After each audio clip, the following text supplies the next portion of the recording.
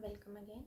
मैं हूँ डॉक्टर प्रियंका सिंह और आज मैं आपके लिए लेके आई हूँ एक टॉपिक, पॉलिप इन यूट्रस पॉलिप। तो आज हम जानेंगे कि पॉलिप इन यूट्रस या यूट्रस पॉलिप क्या होता है, यूट्राइन पॉलिप क्या होता है।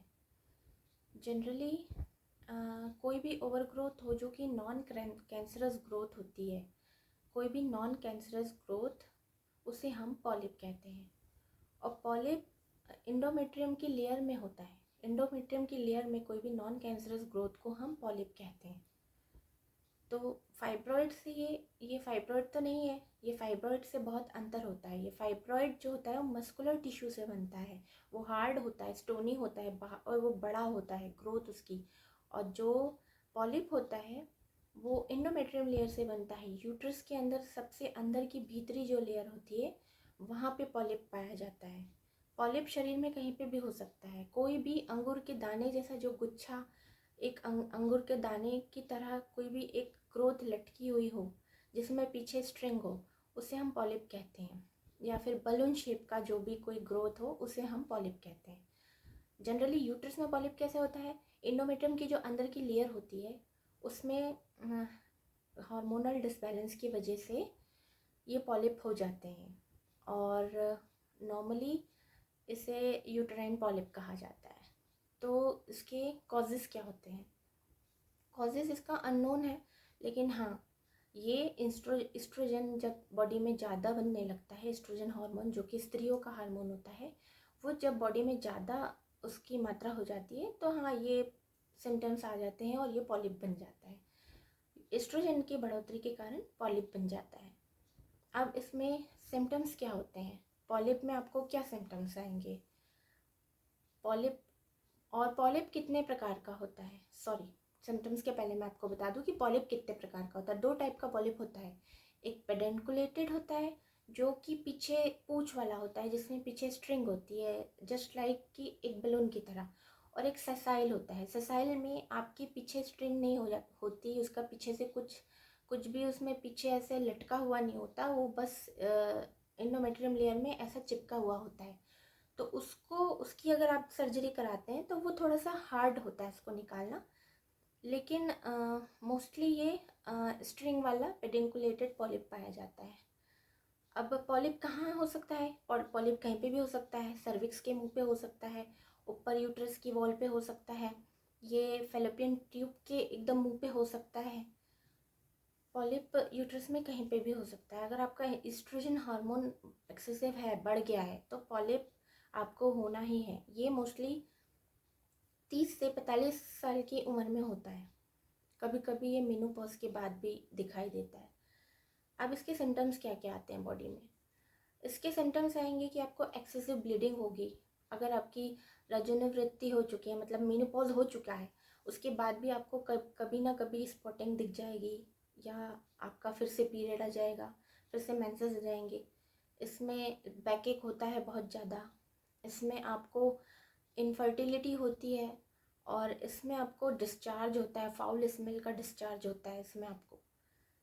तो जनरली ये किस में फाउल स्मेल का डिस्चार्ज होता है?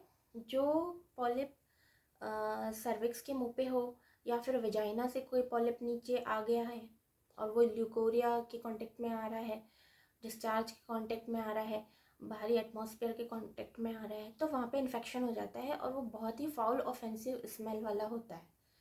और कभी कभी इनफर्टिलिटी कैसे होती है? क्योंकि जो अंदर बच्चेदानी का जो एटमॉस्फेयर है, मतलब लेयर है, वो बच्चे के लिए वो एटमॉस्फेयर अच्छा नहीं होता, मतलब फेब्राइल नहीं होता, तो वहाँ पे बच्चा पनप नहीं पाता, ठहर नहीं पाता, तो अबॉर्शन की हिस्ट्री होती है। और कभी कभी ये फेलोपियन ट्यूब के एकदम सामने छोटी सी ओपनिंग होती है, वहाँ पे पॉलिप हो जाता है।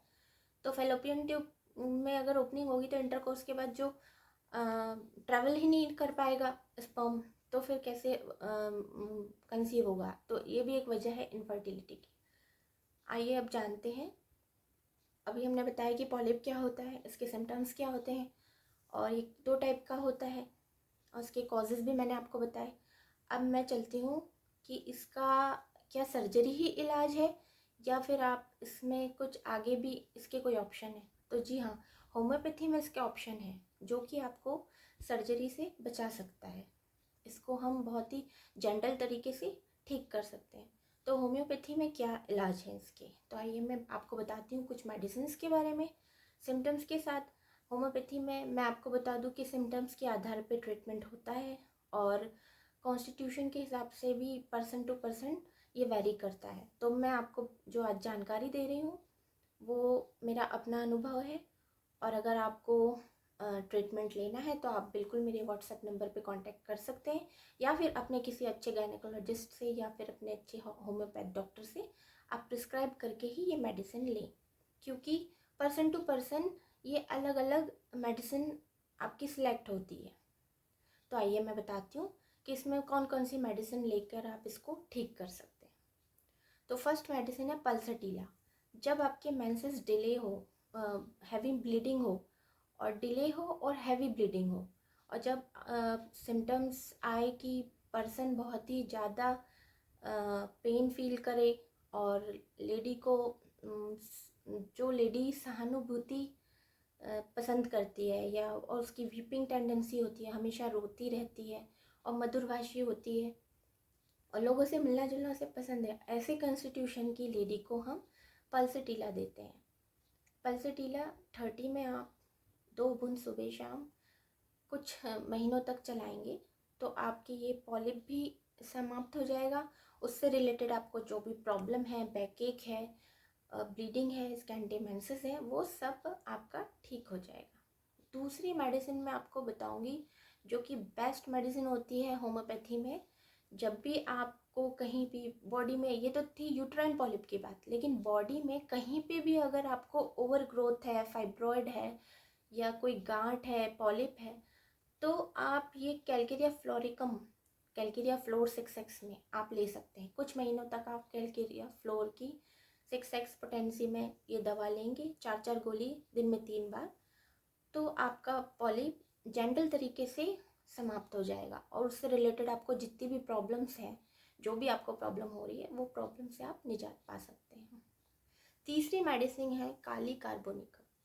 जिन महिलाओं को पॉलिप के साथ साथ पैर में दर्द जाता है, जैसे पॉलिप में बियरिंग डाउन सेंसेशन तो होता ही है, पेट में भारीपन लगता है और आपको हैवी ब्लीडिंग होती है, बीच बीच में ब्लीडिंग आ जाती है, मतलब अभी महीना हुआ फिर आपको फिर से ब्लीडिंग आ गई, तो ये तो आपका होता ही है इसमें सिम्टम। लेकिन जिन महिलाओं को पॉलिप या फाइब्रॉइड के साथ लेग में पेन जा रहा हो, नीचे की तरफ पूरे दोनों पाँव में बहुत दर्द होता हो, ऐसी पेशेंट्स को आप काली कार्ब देते हैं। इसकी भी 2:30 में 2 बूंद सुबह शाम लेंगे। कुछ महीनों तक आपके डॉक्टर्स को चलाते हैं और कुछ महीनों बाद आपका पॉलिप जड़ से ख़त्म हो जाता है। अगली मेडिसिन है क्रियोजोट। क्रियोजोट उन्हें दिया जाता है जिनका पॉलिप बच्चेदानी से बाहर हो। स्पेकुलम डाल के जब आपकी डॉक्टर उसे चेक करती है तो पॉलिप सामने नज़र आ जाता है। तो ऐसा पॉलिप जब भी आप इंटरकोर्स करते हैं, जब भी वहाँ पे कोई चीज़ टच होती है, तो ऐसा पॉलिप वहाँ से ऊपर की जो उसकी नीचे की लेयर, एक जैसे ये पॉलिप है उसके नीचे की लेयर जो होती है वो छिल जाती है, और छिल जाने से जो उसका अंदर का मटेरियल है वो डिस्चार्ज के रूप में बाहर आता रहता है, जो कि बहुत ही गंदी स्मेल, फाउल स्मेल वाला होता है, ऑफेंसिव होता है। तो ऐसे डिस्चार्ज में पॉलिप के साथ अगर आपको ऐसा डिस्चार्ज है तो आपको क्रियोजोट मेडिसिन 30 में लेनी है। 2 बूंद सुबह शाम आधा कप पानी में, या फिर आपका डिस्चार्ज बहुत ज़्यादा है तो 2 बूंद दिन में 3 बार आधे कप पानी में आप लेंगे। इस मेडिसिन को कुछ महीने चलाने पर आपकी फाउल स्मेल के साथ आपका पॉलिप, और अगर फाइब्रॉइड भी आपको है तो वो ठीक हो जाता है। तो ये थी कुछ जानकारी। आज मैंने आपको बताया कि यूट्राइन पॉलिप क्या होता है, यूट्रस में पॉलिप क्या होता है, और ये 10 में से अगर देखा जाए कितना कॉमन है तो 10 में से ये एक महिला को मिलेगा ही मिलेगा। 30 से लेकर 55 साल की उम्र तक ये पॉलिप 10 पूरे जीवन में एक ना एक बार महिलाओं को इससे सफ़र करना ही पड़ता है, क्योंकि हार्मोनल इम्बैलेंस आज के समय में एक आम बात है, क्योंकि हमारी लाइफ स्टाइल इस तरीके की है कि हम सीडेंट्री लाइफ ज़्यादा जीते हैं और हम लोग एक्सरसाइज पे बहुत कम ध्यान देते हैं। हमारा खान पान भी उतना संतुलित नहीं होता, तो इस वजह से हमारा हार्मोनल डिस्टर्बेंस होना एक आम बात है। तो आशा करती हूँ आज की मेरी जानकारी आपको पसंद आई होगी। अगर आपको मेरा ये वीडियो पसंद आया है तो प्लीज़ लाइक और शेयर करें, और मेरे चैनल को अगर आपने सब्सक्राइब नहीं किया है तो सब्सक्राइब करें और बेल आइकन को दबाएं ताकि आने वाले मेरे वीडियोस के नोटिफिकेशन आपको मिलती रहे। Thank you.